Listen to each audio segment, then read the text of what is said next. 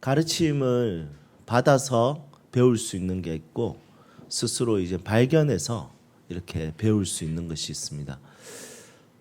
두 개 다 너무 중요한 배움이죠. 그런데 이제 교회도 마찬가지예요. 교회에서도 말씀을 가르침을 받아서 배워야 되는 시기와 또 그런 부분들이 있고요. 또 다른 한편으로는 내가 스스로 공부해서 발견해서 이렇게 배움을 가지는 경우들이 있습니다. 저희 교회 이제 한 7년 정도 지나니까 이곳저곳에서 좋은 모임들이 일어나는 것을 보게 됩니다.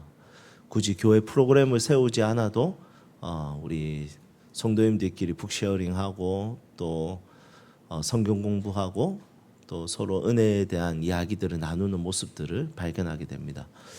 앞으로도 저희 교회가 목사의 가르침만 받아서 이렇게 배우고 성장하는 교회가 아니라 곳곳에서 프로그램과 기획과 상관없이 성도님들 안에 큐티 모임이라든지 성경 모임이라든지 제자 훈련이라든지 이런 것들이 잘 일어날 수 있기를 소망합니다. 하지만 이렇게 스스로 배우기 위해서는 가르침을 받아서 이렇게 배움의 내공이 조금 필요합니다. 오늘 예배를 통해서 또 말씀을 듣는 가운데 또 성경을 보는 관점을 배우고 성경을 이해하고 이것을 통해서 그냥 가르침을 받아서 배우는 것으로 끝이 아니라 앞으로도 여러분들이 누군가와 마음껏 성경을 함께 이야기하고 쉐어링할 수 있는 그런 믿음의 사람들이 되시기를 주님의 이름으로 축복합니다. 하나님이 누구신지 알려면 하나님과 일체이신 독생자이신 예수님이 이 땅에서 어떻게 하시는지를 보면 알 수 있습니다. 예수님은 하나님과 생각도 계획도 성격도 행동이 같은 분이십니다. 모든 것이 똑같은 분이십니다. 그래서 삼위 하나님, 성부 하나님, 성자 하나님, 성령 하나님 일체 이 세 분은 모든 것이 똑같다.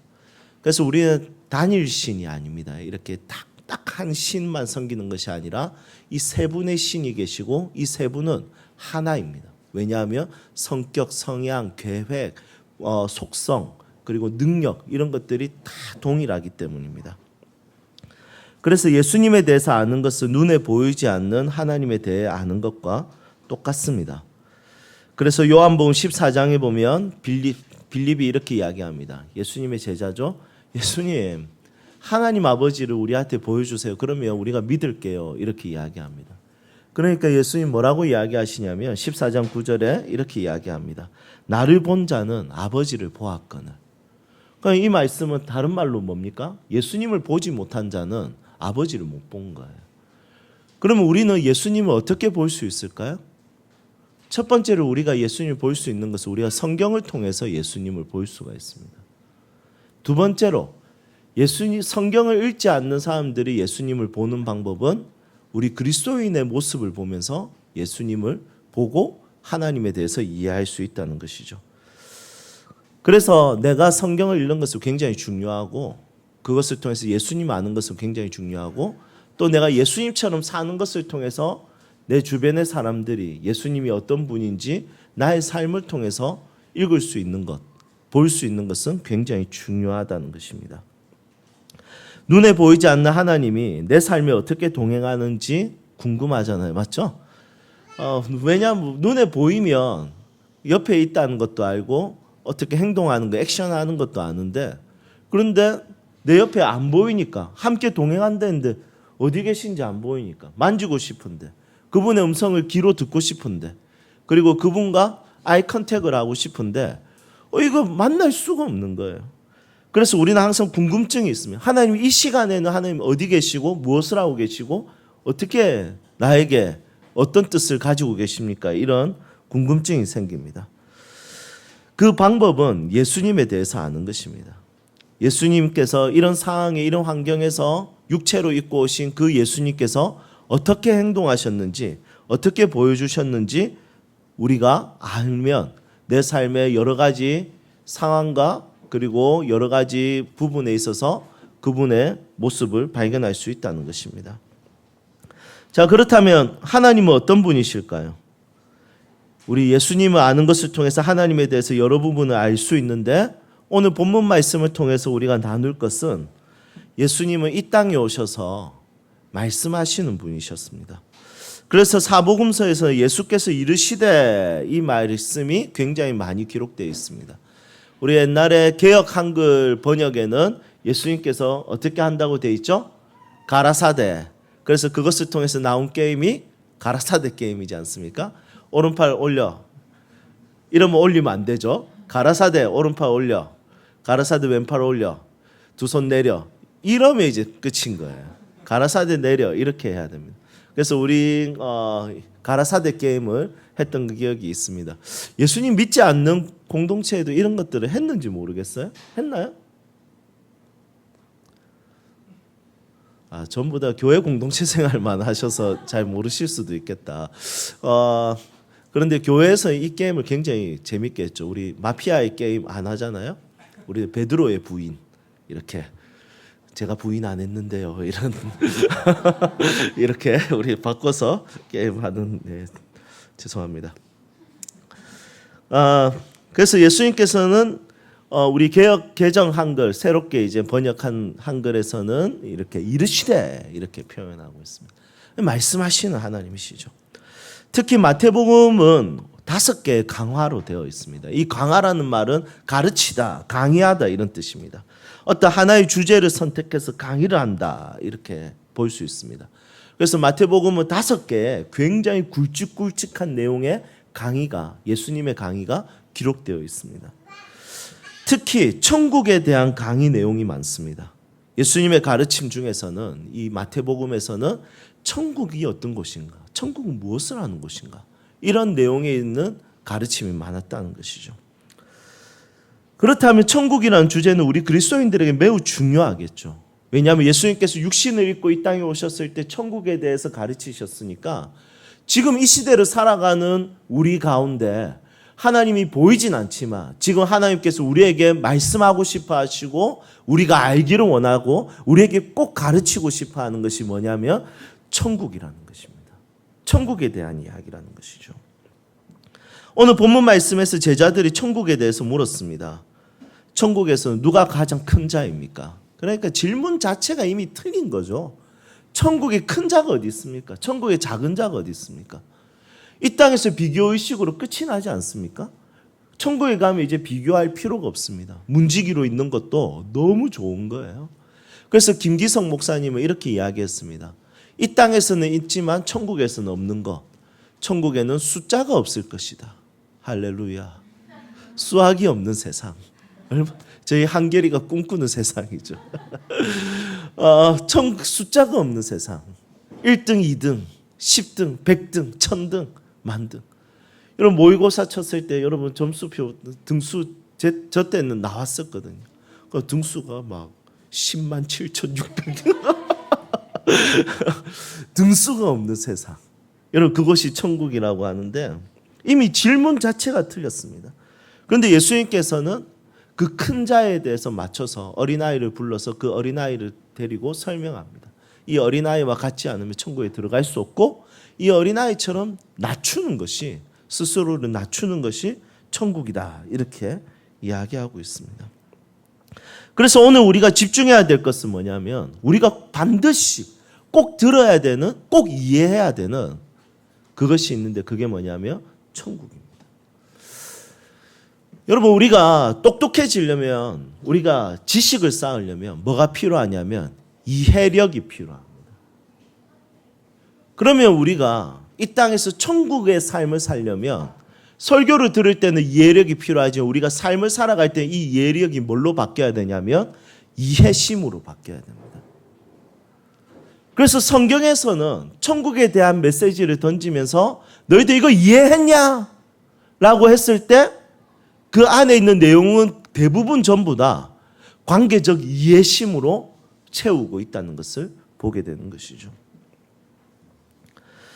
오늘을 사는 우리에게 하나님께서 꼭 가르쳐주고 싶은 나라, 그것은 바로 천국입니다. 그래서 천국은 예수님을 믿는 우리가 꼭 관심을 가져야 하는 주제라고 말할 수 있습니다.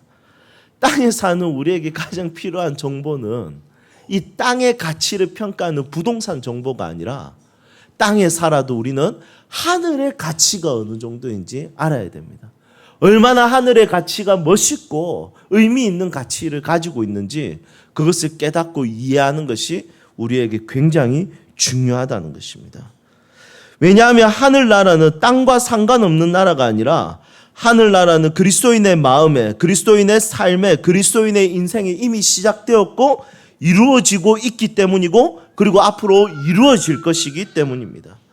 그래서 그리스도인들은 땅에 살지만 땅의 가치를 이해하는 부동산에 대한 이해보다 하늘이 얼마나 가치 있고 하늘의 다스림, 천국, 바실레이아 톤 대우, 하나님께서 다스리는 세상이 얼마나 의미 있고 가치 있는지 이해하는 것이 굉장히 중요하고 이것을 이해하는 순간 모든 삶에 일어나는 관계는 이해심으로 나타나기 시작한다는 것이죠. 천국 이야기하니까 또 설레네요. 너무 좋은 것 같습니다. 여러분, 제자들이 가장 큰 자가 누군지 물었을 때 예수님은 생각지도 못한 대답을 하십니다. 어린아이와 같이 자신을 낮추는 자가 큰 자다, 이렇게 이야기합니다. 그리고 오늘 집중할 것은 뭐냐면, 그리고 어린아이처럼 작은 자를 소중히 여기면 예수님을 소중히 여기게 된다, 이렇게 말씀하십니다. 여러분, 이 당시의 사회적 가치, 사람에 대한 사회적 가치는 전쟁에 참여할 수 있느냐 없느냐, 여기에 사회적 가치의 기준이 있었습니다. 그래서 전쟁에 참여할 수 있으면 그 사람은 사회적 가치가 있기 때문에 어른이고 인원수의 카운트에 들어갈 수 있었습니다. 하지만 전쟁에 참여할 수 없는 사람들은 인원수에 들어갈 수 없었습니다. 예를 들면 노인들, 그리고 여자들, 그리고 어린아이들, 전쟁에 참여할 수 없는. 그래서 지금은 이스라엘이 여성들도 군대에 간다는 것을 우리가 알고 있죠. 그런데 과거에는 여성들은 군대에 참전할 수 없었기 때문에 여자들도 그리고 어린아이들도 사회적 가치에 있어서 굉장히 낮게 평가했다는 것입니다. 하지만 전쟁에 참여할 수 없는 이 아이가 사회적 가치는 떨어질 줄 몰라도 이 아이를 소중히 여기는 순간, 그 순간 나는 아이를 소중히 여긴 것이 아니라 예수님을 소중하게 여기는 것과 동일한 것이 되는 것입니다. 여러분, 어린아이는 아무런 능력이 없습니다. 아무것도 할 수 없습니다. 어린아이는 예수님처럼 병을 고쳐줄 수도 없고 떡 5개와 물고기 2마리로 15,000명의 사람을, 그래 5,000명인데 그 남자 숫자만이죠. 여자하고 어린아이까지 다 하면 15,000명의 인원을 먹일 수 있는 그런 능력도 없습니다. 전쟁에 참여할 수 없을 뿐만이 아니라 직접적인 부분도, 육체적인 부분도, 신적인 부분도 건강하지 못한 상태입니다. 하지만 이런 어린아이가 예수님의 능력과 가치를 무게로 재면 당연히 비교가 안 되지만 천국에 대해서 예수님께서 설명하실 때 어린아이와 같다 할지라도, 사회적으로 무가치한 존재라고 할지라도 하나님이 다스리시는 천국에서는 예수님만큼 소중하다는 것입니다. 천국은 예수님의 사랑 안에서 천대받는 자가 존귀해지는 곳입니다. 여러분, 땅의 가치를 아는 것보다 하늘의 가치를 아는 것이 왜 중요하냐? 하늘의 나라는 저 위에서 이루어지는 것뿐만이 아니라 오늘 내가 살아가는 삶 속에서 이 일은 이루어질 수 있기 때문입니다. 천대받는 자를 소중하게 여기는 자리가 예수님이 소중히 여김을 받는 자리이기 때문에 그 자리가 천국이 됩니다. 그래서 우리는 천국에 대한 하나님의 말씀을 반드시 들어야 되겠죠. 그러면 어느 순간에 천대받는 자를 존귀하게 여기는 관점과 삶의 행위가 나타나기 시작하는 것입니다. 그래서 우리가 반드시 들어야 되는 하나님의 말씀은 천국에 대한 이야기입니다. 두 번째로 천국은 실족하게 하는 사람과 실족하는 사람이 없는 곳입니다.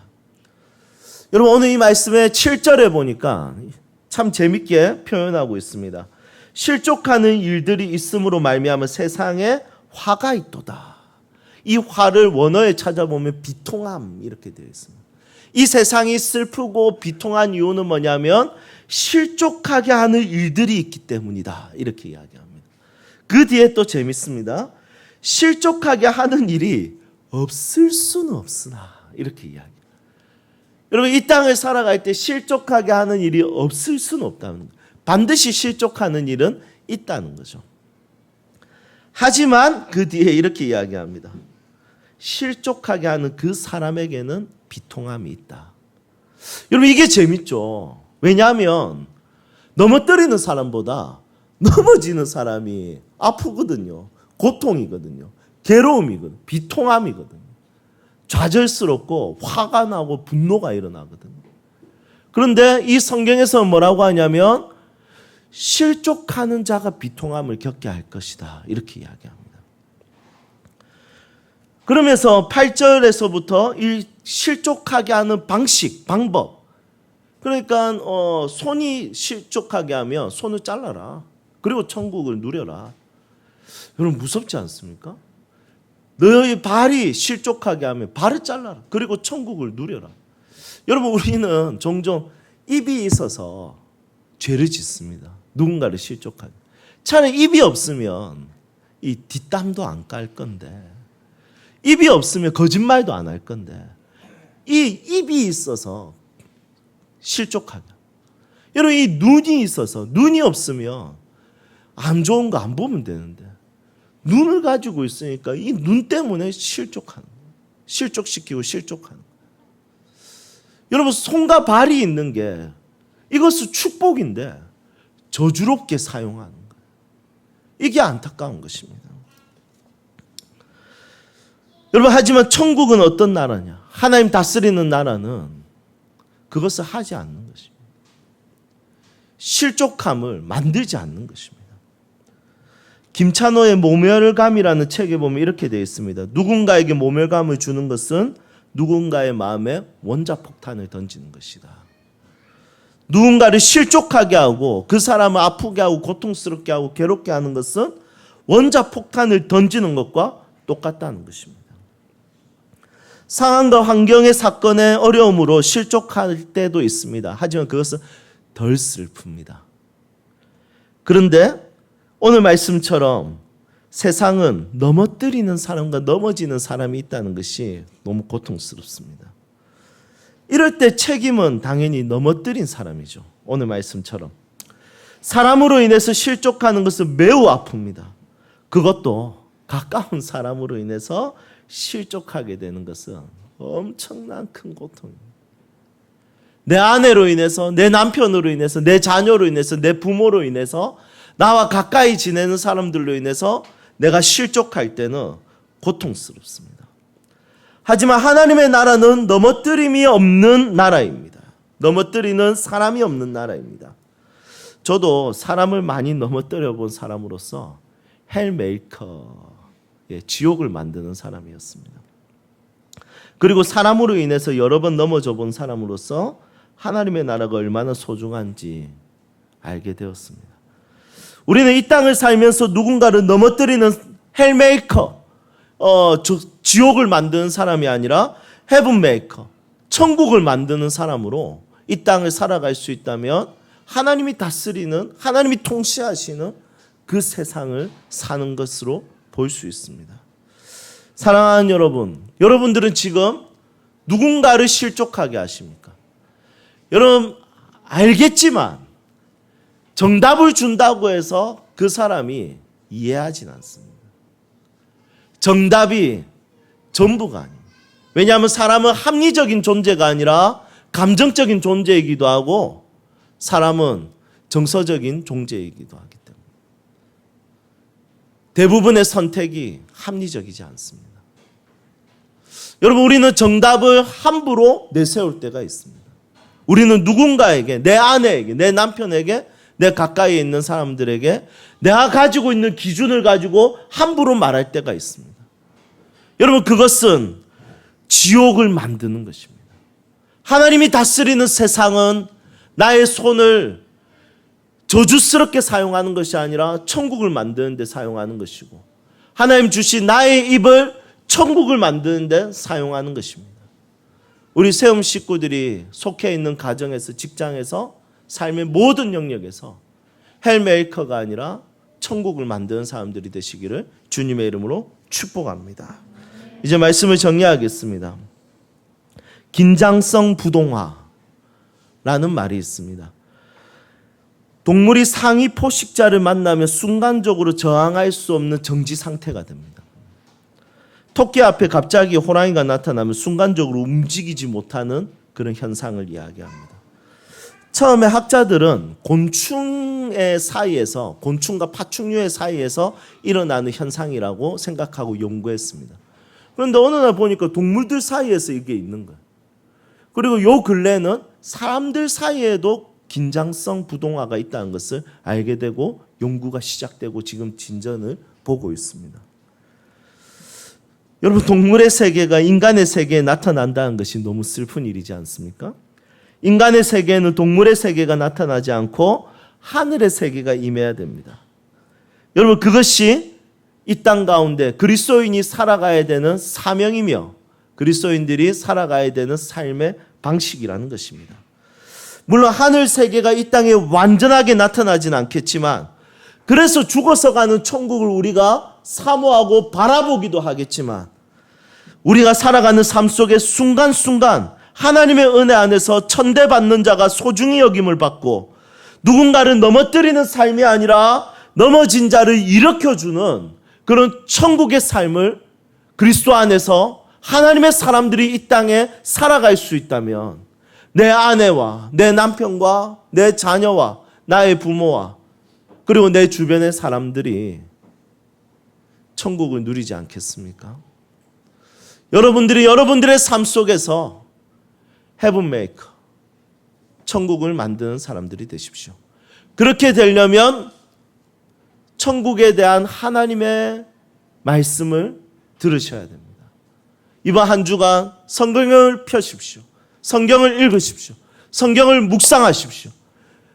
그 안에 있는 수많은 천국에 대한 이야기, 하나님이 다스릴 때 나타나는 그 수많은 멋있고 가치 있는 모습들을 발견하고 거기에 대한 매력을 느끼고 그것을 사모하고 이 땅에 이루기 위하여 몸부림치는 하나님의 사람들이 되시기를 주님의 이름으로 축복합니다. 유토피아는 없는 세상이지만 하나님의 나라는 있는 세상입니다. 할렐루야! 함께 찬양합시다.